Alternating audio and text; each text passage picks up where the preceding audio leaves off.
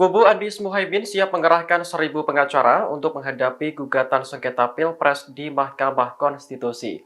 Menanggapi hal ini, Wakil Ketua Tim Kampanye Nasional Prabowo Gibran, Sylvester Matutina, mengaku tidak takut. Sekalipun kubu Anies mengerahkan 1 juta pengacara, baginya tetap tidak masalah.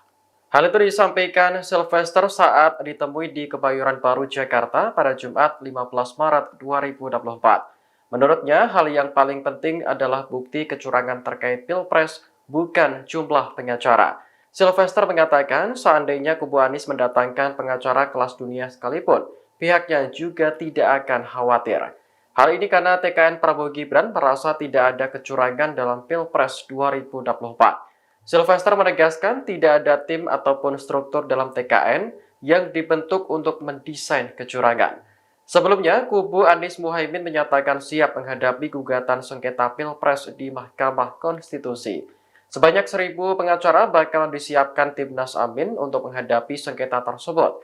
Juru bicara Timnas Amin, Iwan Tarigan, mengatakan Ari Yusuf Amir nantinya akan memimpin gugatan sengketa hasil Pilpres di MK.